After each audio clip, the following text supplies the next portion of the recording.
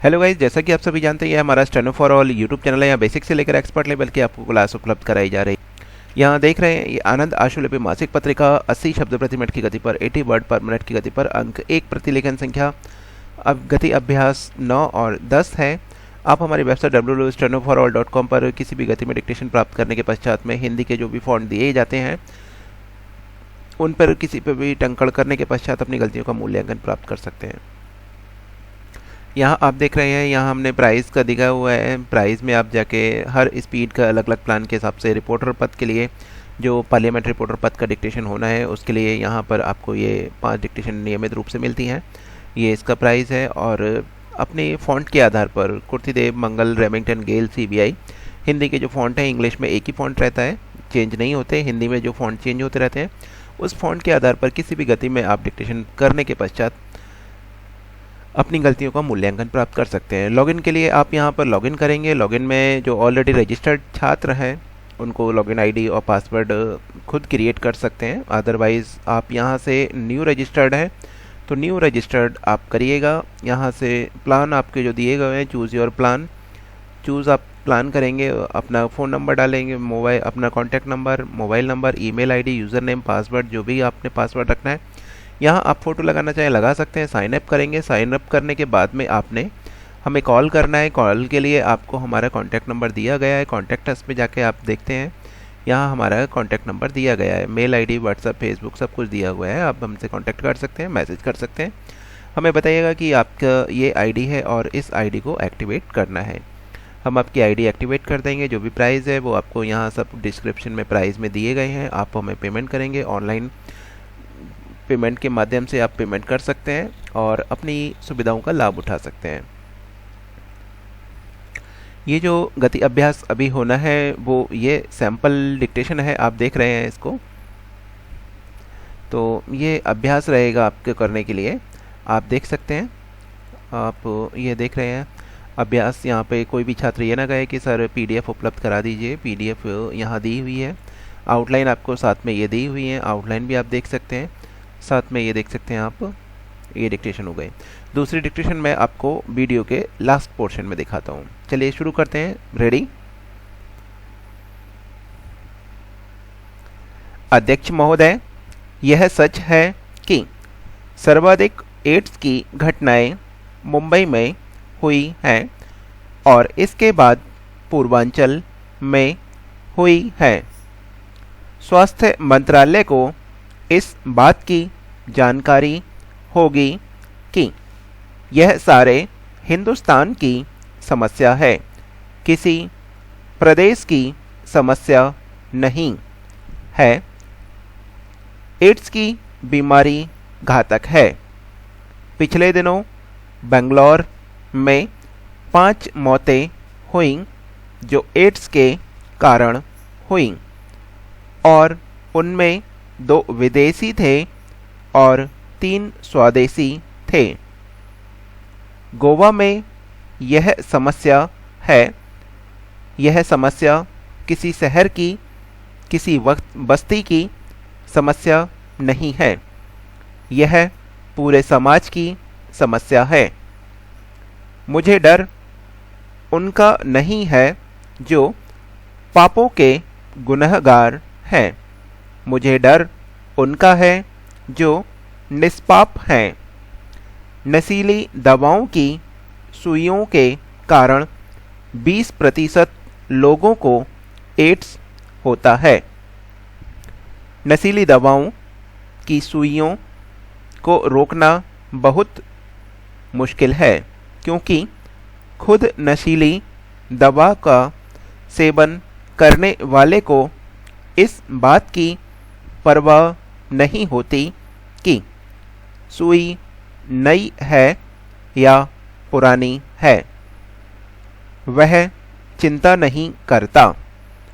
स्वास्थ्य मंत्रालय जानता है कि पूर्वांचल में जो सारे एड्स के मामले हैं वे नशीली दवाओं के कारण हैं और मैं यह मानता हूँ कि यह जो ड्रग माफिया है इसके कारण लोग मर भी रहे हैं और उनके साथ साथ सुई का उपयोग करने के कारण वे एड्स को फैलाने का काम भी कर रहे हैं।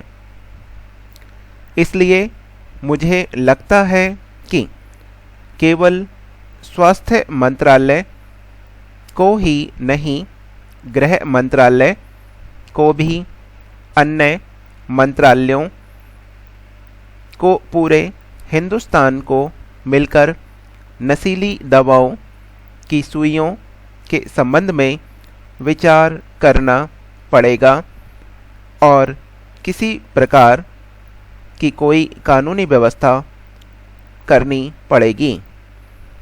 अब उन माताओं के संबंध में कहना चाहता हूँ जिन माताओं को एड्स हो चुका है, मगर वे माताएं बच्चे को जन्म देती हैं, तो वह लड़का हो या लड़की, वह विष पुत्र या विष कन्या है। इसलिए इस विष कन्या के लिए चरक के पास जाने की आवश्यकता नहीं है। कोई भी एड्स की महिला किसी प्रसव को जन्म देती है तो वह विषाक्त व्यक्ति बनता है और जो उस व्यक्ति के संपर्क में आएगा उसको एड्स लग जाएगा। इसलिए कम से कम जिस महिला को एड्स हो चुका है उसके गर्भधारण पर प्रतिबंध लगाने की बात पर हमें कोई न कोई विचार करना पड़ेगा, कानून बनाना ही पड़ेगा। इस पर एक राष्ट्रीय बहस होनी चाहिए। मैं तो इस समस्या को सामने ला रहा हूँ। अध्यक्ष महोदय, आखिर में जो एड्स माताएं एड्स पुत्र और एड्स कन्याओं को जन्म देती हैं, इससे इस देश को बचाने के लिए क्या करें? मैं समाप्ति पर आ रहा हूँ। यह बहुत आवश्यक है। एड्स की कोई दवा नहीं है, न पहले ले सकते हैं और न बाद में ले सकते हैं। दुर्भाग्य की बात तो यह है कि एड्स का कभी 6 महीने के भीतर पता चलता है और कभी 10 वर्षों के बाद पता चलता है। जब पता चलता है तो उसका कोई इलाज नहीं है। इसलिए एड्स की कोई न कोई दवा निकाली जाए और मानव बुद्धि इसका सामना करे, इसकी हम प्रार्थना कर सकते हैं। लेकिन जब तक दवा नहीं मिले तब तक हमारे पास क्या उपाय है? हम क्या कर सकते हैं? इसमें जो सबसे महत्वपूर्ण है वह है शिक्षा एड्स पर। अगर मुझे आप क्षमा करें तो समाज के जो नेता हैं, वे मंत्री हों या संसद सदस्य हों, सब कहते हैं इस विषय को छूना नहीं है, इसकी चर्चा नहीं करनी है, यह गंदी चर्चा है। मैंने जब इसके लिए आधे घंटे की चर्चा मांगी तब कुछ लोगों ने कहा कि क्या आपको कोई और विषय नहीं मिला जो एड्स पर चर्चा कर रहे हैं, जैसे कि मैं कोई गलत काम कर रहा हूँ। इस प्रकार की स्थिति है, ऐसा मेरे कुछ मित्रों ने कहा। संसद सदस्यों ने नहीं, उन्होंने मान लिया, इसलिए हुई है। मैं आपको बता दूं कि किस प्रकार की गलत धारणा एड्स के बारे में है। बिहार में पटना ब्लड बैंक के एक व्यक्ति ने, मैं उसका नाम नहीं लेना चाहूँगा क्योंकि वे उपस्थित नहीं है, उन्होंने जो कहा है उनको मैं यहाँ पर पढ़कर सुनाना चाहता हूँ। मैं उनको दोष नहीं देता। अगर ऐसा है तो गुजरात कहेगा कि यहाँ कृष्ण हुए, इसलिए नहीं हो सकता। महाराष्ट्र कहेगा कि क्योंकि यहाँ शिवाजी हुए, इसलिए यह महाराष्ट्र में नहीं हो सकता। मैं किसी प्रांत की बात नहीं कर रहा हूँ, लेकिन अज्ञान कहाँ तक हो सकता है, यह इससे पता चलता है कि एक ब्लड बैंक चलाने वाला व्यक्ति यह खुद कहे कि क्योंकि वह गौतम बुद्ध की भूमि है, इसलिए यहाँ पर एड्स होने की संभावना ही नहीं है।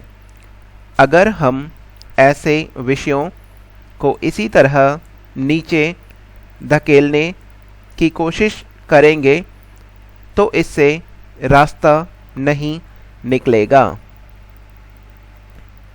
ये हमारी सेकंड डिक्टेशन है, जो भी देख रहे हैं छात्र देख सकते हैं।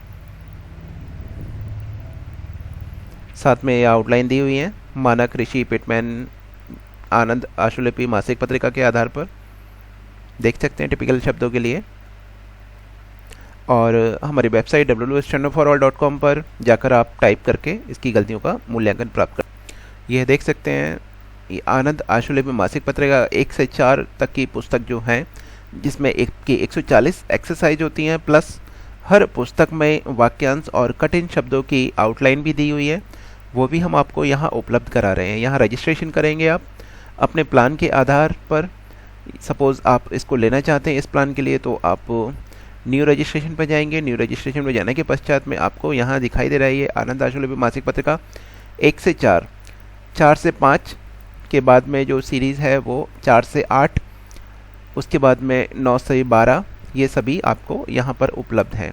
आप किसी भी प्लान के अंतर्गत रजिस्ट्रेशन करा सकते हैं और टंकण के पश्चात अपने किसी भी हिंदी फॉन्ट के आधार पर गलतियाँ प्राप्त कर सकते हैं।